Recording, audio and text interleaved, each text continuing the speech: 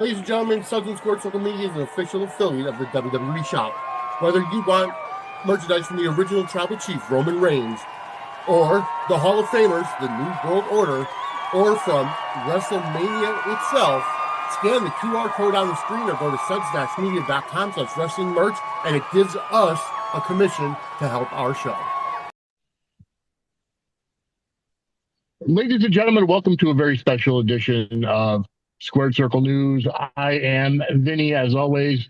I am sitting here today with the incredible author of multiple great wrestling books, but his newest one came out not too long ago, and it's called Beyond Nitro, and it literally goes beyond what you read in Nitro, the incredible rise and inevitable fall of Ted Turner's WCW.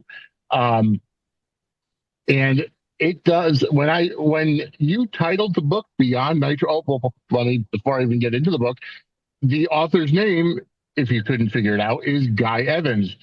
Guy, welcome back. How are you? I'm doing great, Vinny. It's great to be with you, and I appreciate the invite. Yeah, I'm happy to talk with you again, kind of put the information out there about Beyond Nitro. And so let's just start at the beginning. You did so much work and so much research on Nitro. What made you decide to go back to the well? And you did an incredible amount of work for this one. Yeah, I appreciate that. Well, I suppose the short answer is I still had a lot more to say about the WCW story, believe it or not. There was a lot of stuff that I left on the cutting room floor, as it were, after the first book. But equally, you know, in doing that book, which became, as you know, really one of the most talked about wrestling books, I think, of the last, several years, it reached so many people that I didn't expect prior to the book coming out, including a lot of people who work for WCW that maybe I didn't have the chance to talk to the first time, a lot of the Turner people from the corporate world. And so over the past, it's crazy to say this, but 7 years since that first book came out, I really expanded even more my sort of network of sources and people that I talked to in doing the first book. And it became quite obvious to me, just in having those conversations and giving it a little bit of thought, that I've definitely got, at least one more book about WCW in me. And I think similar to doing the first book, Vinny, I kind of looked at it as a challenge because it doesn't seem this way now, but if you think back to, let's say, 2015, 16, 17, somewhere in that region prior to the first book coming out, the general consensus was there was nothing left to say about WCW, right? This was on the heels of other accounts being produced on the story. Of course, you had the Monday Night Wars documentary, which was the cornerstone of the launch of the network, if you remember, back in 2014. Yep. And I think after that, the general feeling was, all right, everything that could have possibly been said has been said. And, as someone who followed the product really closely back then, and also someone who has experience working in large organizations and understanding how complex they can be, sort of intuitively, I knew that probably wasn't the case. And that's what spurred me to do the first book. And so I looked at it as a challenge. How can I take something that people may feel as a subject that's been done to death and really give it a lot of new life. And to answer your question, that's kind of how I looked at this book as well. The challenge of, okay, this is a book that has been received as well as any book could possibly be received and far beyond my expectations. How can I truly go beyond that as indicated in the title? And I'm very, very happy with not only how the book turned out, but also the response from so many, kind people such as yourself. And that really makes all the effort worth it, to be honest with you. Yeah, I could understand completely. And this book goes much deeper into the inner workings of Turner Broadcasting. There, you go into granular detail regarding the financials and everything surrounding, WCW and some of the stuff that could have led to the downfall of WCW. A lot of creative accounting, so to speak, regarding Turner. But this book is set up a little differently than a normal book. You don't necessarily have to read it chapter by chapter. As as I've heard you say on other interviews with Eric Bischoff, with Conrad Thompson, and others, um, you almost have each chapter as a standalone mini book, so to speak. How did you come up Yes. with that idea? Well, that's a great question. I figured, seeing as I had told the entire story in chronological order, Hmm. that wasn't an option for book number two, right? I wasn't going to necessarily start again in 95 or perhaps in 88 when WCW was formed and go through the whole story. So I Hmm. thought, what might be a kind of novel approach, which quite frankly, I don't think I've seen, you can correct me if I'm wrong, but in any other wrestling book before, is to kind of adopt this structure with standalone chapters. And there's three sort of distinct sections to the book. Part Yep. one, as indicated in the subtitle of the book, it's, Beyond Nitro, Untold Stories from the WCW Era. So part one are all of these very personal tales of people who worked for or had some kind of relationship with WCW, and I think a lot of the information there, has surprised people. Part two is called Where the Big Boys Played, and that's really getting into these really sort of high level subjects that you kind of alluded to there, such as the nature of the accounting system at TBS and specifically how that affected WCW with actual reference to the numbers that were on the books at Turner, right? So this isn't Yeah. someone looking at it and of generating a certain number of conclusions based on things that have already been reported. This is for the first time the financial statements laid bare, so you can see exactly what the company was credited as making or not making in particular financial years. And I'm probably selling it short. I mean, the amount of information in there, if I do say so myself, is once again, I think is beyond sort of what's been done before. And then the final section, is called A Wrestling Odyssey, and that's kind of me looking back at the WCW sort of phenomenon and evaluating some of the changes that have occurred in the wrestling business since then. And so it's a kind of a more cerebral look at sort of why the interest in WCW has persisted for so long. Why are people still talking about it? Why is there this interest that doesn't seem to go away? I don't necessarily think in 1998 that people were pining for, the good old days of 1971, right? As it relates to Hmm. wrestling. But in 2025, there's still so many people who look back on that time with such fondness. And I thought it would be interesting to explore that. So all in all, you get about a 200,000 word, book, and it's sort of enveloped, as you said there, in a really unique structure. And I thought that was the best way to include all of the information, that I had at my disposal. And unfortunately, it seems like people really like it. Yeah, I really do enjoy. I really did enjoy the book. As always, I told it to you off air, but you have quickly become one of my favorite authors Yeah, because thanks. you're very welcome. But and part of it is because the way your writing style is, even with the financials, like you don't have to be an accountant with a PhD in finance to understand it with your writing style and all the facts are there. Um, Hmm. I thoroughly enjoyed just the deeper dive into it. Um, and you touch on multiple different subjects besides just WCW. There's a part in the book regarding, TNA and Spike TV, and Hmm. going into that realm of wrestling, especially with the Hogan and Bischoff era coming in, and um, just everything surrounding that, which I actually wasn't expecting to read in a book that's centralized to WCW. Um, Right.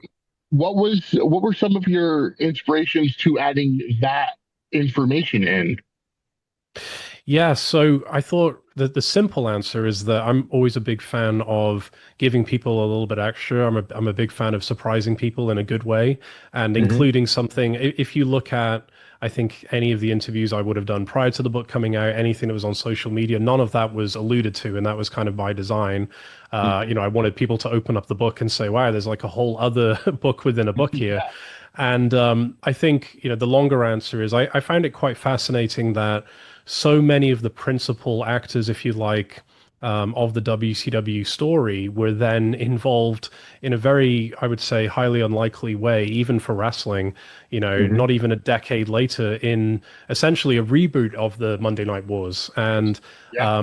obviously, that's a subject in and of itself. There's been a lot of commentary about, but I hadn't seen a lot of that in print in any, wrestling books that I can think of off the top of my head, other than autobiographies and things of that nature. So, I thought it would be interesting to explore that and look at, okay, what happened after WCW when it comes to, a Vince Russo or an Eric Bischoff or a Hulk Hogan. And there was this massive fallout that everyone knows about, but then suddenly these guys are all in a room working together again. And let's talk about how that all ended up. So yeah, it was really more motivated by, I think if you look at, I would like to think, hopefully, all of the books that I've been involved in to date, it's all kind of driven by, recognizing that people have an unlimited amount of entertainment options nowadays. As we Hmm. don't even have to talk about books, but there's any number of things that people could be doing with their time. So if you're going to invest however long it is to read a book of this length, I want to try to give you something extra, and I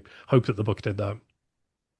And I will tell you, as somebody who honestly, I only read wrestling books, so Hmm. it's very appreciated when that little something extra is in, because you could read the little blurbs online, and like you said, you use social media, but you keep stuff that's kind of for a podcasting term behind the paywall. So Hmm. you have to go out and buy it, and you're right, it is something extra. Um, I thoroughly enjoyed the real life aspect of some of the stuff that did happen because of WCW. Mm. You touched on the popularity of the NWO. Um, Hmm. and up until your book, I didn't know how the NWO logo came about. Um, Hmm. I enjoyed that part, and um, also how even over 25 years later, it's still one of the highest selling merch movers in WWE. Um, Exactly. so going into Beyond Nitro, you and I had been touching base, on and off, and I want to thank you, number one, for utilizing my story about my wedding in your Oh, book of course. I was happy and to. putting that in there. Mm. Um, and I really do, and not because it's just me, but it just adds to the aura of what WCW did. And how did you approach these real world aspects, especially with regards to somebody like me utilizing Neil Pruitt's voice for my wedding, and um, all this other stuff that kind of came out of it, because this generation that went through the Monday Night Wars is still so hungry for nostalgia. Yeah, I mean, I could talk about this for a long time, so I'll try to keep it brief. But again, I think similar to what we just talked about a few minutes ago, Hmm. I think having a recognition that there's likely something more at play when it comes to this continued nostalgia. I mean, you can take sort of a reductionist view and say, there's not really much to talk about. It's just a wrestling promotion that got hot for a couple of years. They did some hot shot booking. They spent a bunch of money, did some stunts on Monday nights, and sparked business for a while. And that's all there is to say about it. Hmm. I'm not so sure that that's the case when it comes to even things like, Vice TV last year doing the Who Killed Yep. WCW documentary series. And, we're talking by the time that aired 23 years after the final show. And again, I would just challenge people to think about in, say, the late 90s, were we all huddled around the screen to watch a documentary about a wrestling promotion of the 70s, right? Right. Now, yes, you're going to have your hardcore wrestling fans and historians who, Hmm. are going to eat that stuff up alive. But in terms of the mainstream appeal and the number of people and the cross section of society that was reached by that time period. Mostly, of course, in America, but also for people like myself who grew up overseas and people in other countries. It really made such a mark and a dent in the culture back then that to us who lived through it, it's going to be very, very difficult for that to be replicated. And it kind of speaks to, I think, one of my contentions, which is a lot of this is as the time in which these events took place as the actual events themselves, right? Hmm. Because we were kind of in that no man's land between sort of the analog and digital world, right? It Yep. was the early days of the internet. It was a scenario in which I think a lot of this programming was being digested on a communal basis. So, in other words, very, very common for people to be watching in groups with friends, with Yep. family. There's so many emotions and memories encapsulated in all of that. I'm not saying that isn't happening today. I just don't think it's happening anywhere near to the extent that it happened back Right. then. Yep. I think it's much more common for people to be watching the product, on an individual basis, on their Hmm. phone, headphones on, skipping through the shows, watching clips. And so when people sit back and say, why is it that a lot of these moments that occurred in the late 90s, for example, are so indelible and so memorable, and we can sort of recall them at will? It's because, I would argue we were giving our full attention to what was happening. We were, in Yep. many cases, watching the shows with, friends, people we love. There was a whole atmosphere and vibe that came along with that. And you're also watching the shows with the knowledge that in many cases, this might be the only time that you're going to be witnessing this, right? Right. Setting aside for the second the whole discussion of, recording the shows and tape trading and all that kind of Right. stuff. Yeah. But generally speaking, obviously there didn't exist the possibility of, oh, I don't have to watch, Goldberg Hogan. I'll just go on YouTube later and check out the highlights, Hmm. right? And so all of these things matter. And so when it comes to incorporating voices like yourself to answer your question, I've always been interested in the whole phenomenon from that standpoint because yes, the wrestling business moved on. Yes, times have changed. We're in a totally different era now, but all of those people are still around, and all of those Yeah. people, kind of in many cases hold as a measuring stick either the 90s or in some cases the 80s as their golden era that is unlikely to be duplicated or replaced.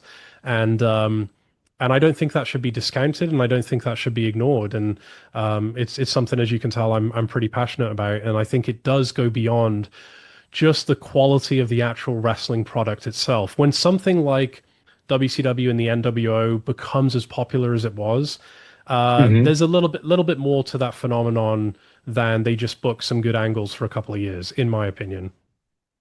Yeah. I agree with you, and I thoroughly enjoy the human element and all that. And I appreciate you, incorporating that into your writing. Um, so how many more interviews did you do for this book? Knowing that you did so much for the first one, how many more interviews and how many different people compared to the same people for this book compared to Nitro? Well, I know that this one was over 100 new interviews, and I Hmm. think I probably lost count around 105, 110. And those were all, brand new interviews for the book. There were some people, as you could probably tell, that I revisited a Hmm. conversation with. But there are a lot of new voices as well. I mean, obviously, all of the people associated with, Spike TV and TNA and so forth, these were all Hmm. people I hadn't had the chance to talk to before. There are a number of production people for WCW that, I was introduced to in the last few years that I wanted to get on the record as well.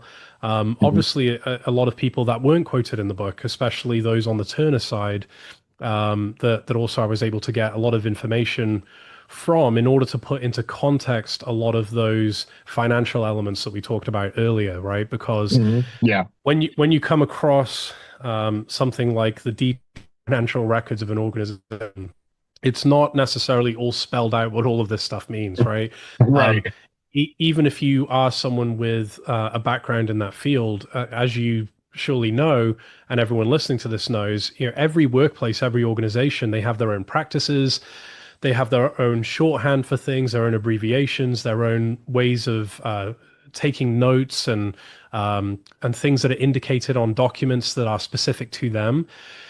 So I really had to present some of that stuff to people who were actually there at the time. And of course, a lot of these people now are, retired. These days are far behind them. But thankfully, they were able to look at it and explain in some cases what certain things meant, what certain things were referring to. So I could be absolutely, secure and confident in my conclusions. So it's a big job, obviously, to talk to that many people and then to try to mold it into, a coherent set of chapters. Yep. But again, I just, even though I suppose technically speaking at this point, given the fact that it has been so long and I have had, a great deal of conversations with people who were there, and learned a hell of a lot more even than I knew the first time around.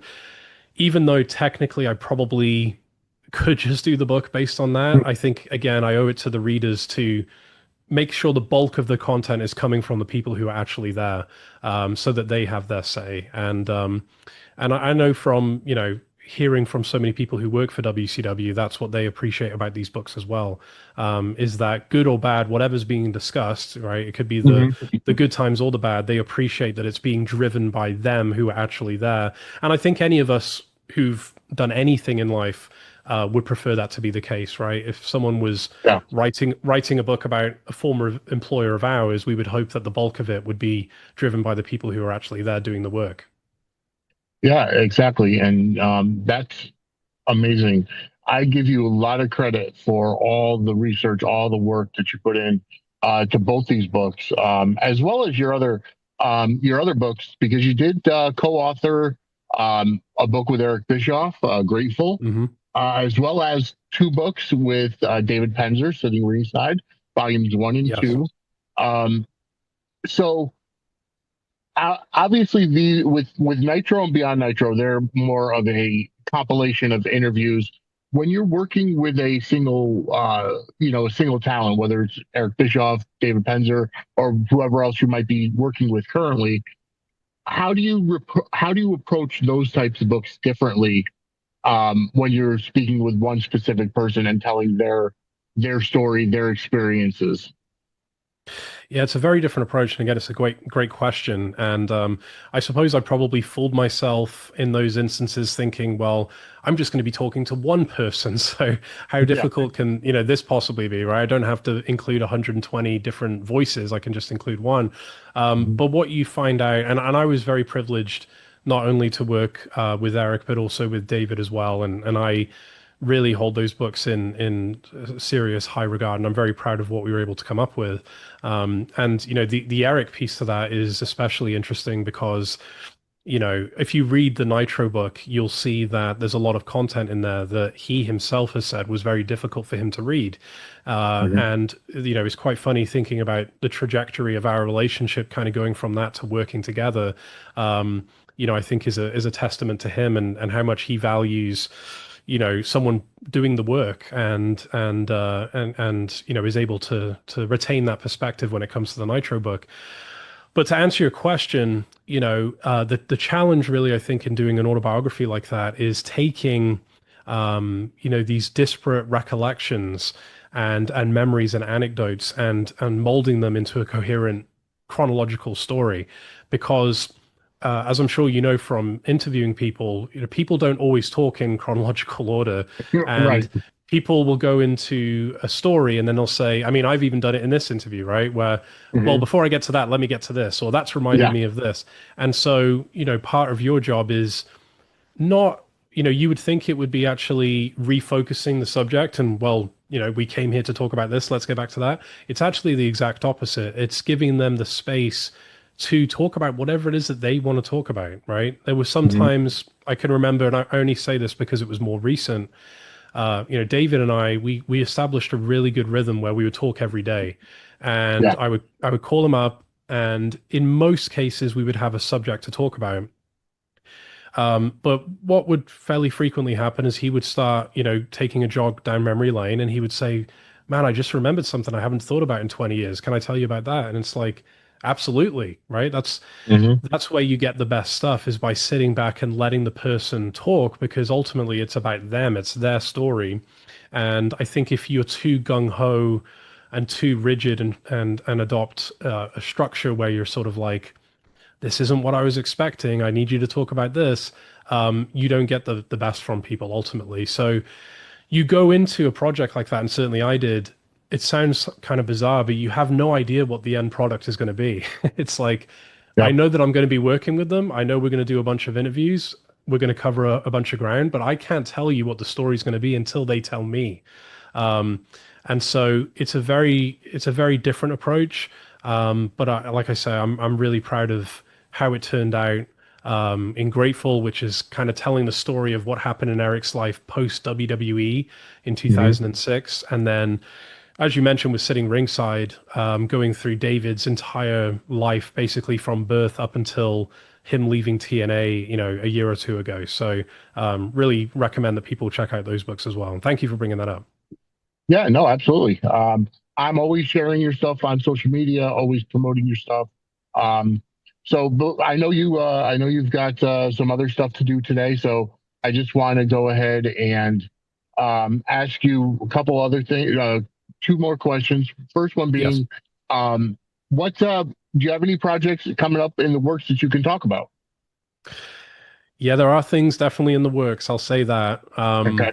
It's funny, Vinny. What's all happened with this stuff is quite interesting to think about. That first book, I honestly perceive that as this is going to be my one kind of contribution to the wrestling world, right? Wrestling Hmm. literature world. I'm going to put everything there is that I can into this book and put it out there and see what happens. But as I mentioned a couple of times, the response was just so overwhelmingly positive and overwhelming, period, Hmm. that I kind of said, yeah, maybe this is something that I should pursue because, naturally, after the book came out, a whole host of other opportunities arose from that, and so it would be I'd be a fool to ignore that. Yep. And so people, just have kept encouraging me to write about wrestling, and I know that to date, a lot of my focus has been on WCW, but Hmm. I think what you'll see in the future is probably a broadening of that. I do think if I was to look at, the boxes of notes I still have, I do think there is another uh, book to conclude the Nitro series in me. I know that for sure. Wow. Okay. But believe it or not, there's still a lot of stuff that even in this book I haven't talked about. Um, but beyond that, I find the people involved in wrestling to just be some of the most unique, interesting people that I've ever encountered. And so, even doing the last book with David talking about, TNA and all of these experiences he's had in the last 20 years, even though it's not WCW focused, it's still something that I just really enjoy writing about. So the long story short is it definitely won't end here. There'll surely be more to come. That is fantastic. And just the last thing I want to bring up today, as we're talking, would have been Hulk Hogan's 72nd birthday. Wow. Obviously, for most people that know, he passed away July 24th. Obviously, he was a big part of, not necessarily a big part of the books because of an interview, but just a big part of the story from WCW and how it got to how big it was. And then also, again, in Beyond Nitro, the TNA years. Um, Hmm. so how, when it comes to somebody who, made such a big impact in the genres, in this case, we're talking about wrestling, and their passing, from an author's standpoint, where you've written so much about this person, whether you've interviewed him or not, I don't believe he was part of the interviews that you've done. But how does that affect you? I'm sure it would affect you more if you had a relationship interview with them. But how does that affect you as an author, as you've written so much about the specific subject, just to memorialize him? Another great question. It actually surprised me the extent that it did affect me when I saw the unfortunate news a couple of Mhm. weeks ago. Obviously, we've all grown accustomed, unfortunately, to a lot of the wrestlers that we grew up with dying before their time. Yeah. That's just an unfortunate reality, I think, that came, especially with that era of guys, right? I think, the business has changed in certain ways in regards to that. Hmm. And all of them are sad and all of them are, regrettable. But this one in particular, just immediately, really resonated with me. And when I started to discuss what had happened, even with people who are not wrestling fans, maybe just had a passing interest in it. Hmm. Obviously, everyone knew who Hulk Hogan was, and that I think Yeah. that's a fact that is, I won't say lost necessarily on perhaps a younger generation, but it's just really hard to draw an equivalency to that with regard to today's wrestlers, whoever it is. Even if you were Hmm. to pick someone like a John Cena, who, you know, clearly a major star Yeah. of the last couple of decades in a ton of movies, certainly mainstream. He's not like a wrestling fan sort of darling, or an internet darling, right? This is a Yep. major Yep. mainstream guy. But even he, it's, put it this way, you could probably make a pretty reasonable bet that 99 out of 100 people on the street would know who Hulk Hogan was, right? Right. And Yeah. I don't think you can say that for any other wrestler. So just sitting back and seeing the reaction to it, the fact that you had the president of the United States releasing a statement about it, you had the vice president Hmm. talking about it, you had the governor of Florida designating a day as Hulk Hogan Day. Um, Hmm.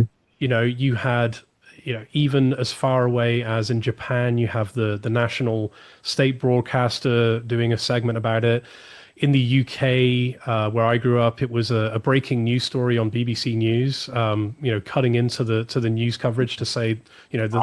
the famous wrestler Hulk Hogan has died. That just Hmm. gives you an idea of the impact. And then, there's obviously another side to that, which is, Hmm. I think the word of choice has been complicated, that you've heard Yeah. over and over again. People not sure how to reconcile, their feelings on the man versus the performer. Yep. And I suppose I have maybe a little bit, and I'm not sure where you stand on this, Vinny, but I have a little bit of a different take when it comes on this, because um, as I've got older, I've learned to separate, the person from the performer, and recognize these are Yep. two different things. Hmm. Um, and I think you can apply that to anyone, whether it be, a wrestler, an athlete, an actor, any sort of public figure, right? Hmm. You can be a fan of a great actor and be in awe of their work, and later Hmm. on, learn some things about them that aren't really the most positive. Um, but still, in many cases, have the ability to separate that in your mind. Now, where that becomes arguably impossible would be in the case of someone like a Chris Benoit. I know Yeah. many people say, look, I can't do that when it comes to Chris Benoit. I can't sit there and watch, him winning the title at WrestleMania 20 and embracing Eddie Guerrero with the knowledge in my mind of what happened a few years later. And Yeah. you can understand in a horrific example like that why people may reach that conclusion. And Hmm. indeed, some people may have reached that conclusion, when it comes to Hulk Hogan as well. And I'll leave, every again, Yeah. speak to 100 people, you get 100 different answers about that. But I think Hmm. what is undisputable, because that is certainly, again, something that everyone will have a different opinion on. But what is undisputable is, this guy, beyond, we talk about beyond Nitro, this guy beyond transcended wrestling. I mean, this guy Yeah. was the Babe Ruth, the Michael Jordan, whatever comparison you want to make, that was it for wrestling. And I think, if we're going to take a sober and judicious look at it, we'll recognize and acknowledge that without Hulk Hogan, without his impact, much of what we saw thereafter, including many of the people who ended up becoming the biggest stars of the future, none of that would Yeah. have occurred. So, Yep. um, I suppose I'll end by just saying that I hope that what isn't lost in the controversy is just historically an acknowledgement of how important he was culturally, and Hmm. how, for better or for worse, um, the guy, legitimately inspired millions of young people at his peak. And Hmm. you know what? I don't think that should be discounted. I think that matters for something, that means something. Hmm. And I don't think that part of the story should be forgotten. Absolutely. And I thank you so much for answering that. And very intelligent way to answer it, as I would have expected anyways. But the name of the book, this book that we're talking about right now, is Beyond Nitro: Untold Stories from the WCW Era. It's book number 2 in the Nitro book collection. It's available on Amazon. It's available everywhere books are sold. Guy, where could everybody reach you if they want to reach out to you on social media, and some of your other projects and books that you've written? Yeah, well, first let me say thank you, Vinny, for the time and making space to speak with me today. I really do appreciate it. Hope we can do it again. Absolutely. So people can probably the best place is to go on X or Twitter, whatever it's called now. If you want to follow me on there, at Guy Evans Books is probably the best place to go. You can also go to guyevansbooks.com, and that's where you'll see all of the information about Nitro, Beyond Nitro, Grateful, the Sitting Ringside series. And if you've enjoyed our conversation and you are an audiobook listener, the Beyond Nitro audiobook should be out. I'm hoping in the next month. A lot of it depends on Audible, but I'm hoping it will be published in the next month. So there's that to look forward to, and then you never know when a future project may be coming down the pipeline as well. Absolutely. When that future project comes, we'll have you back on, and we'll talk about that next project as well. So, folks, Guy Evans. Check him out and check out Beyond Nitro, available wherever books are sold. And thank you so much for the time, Guy. And we will talk again. Thank you, Vinny.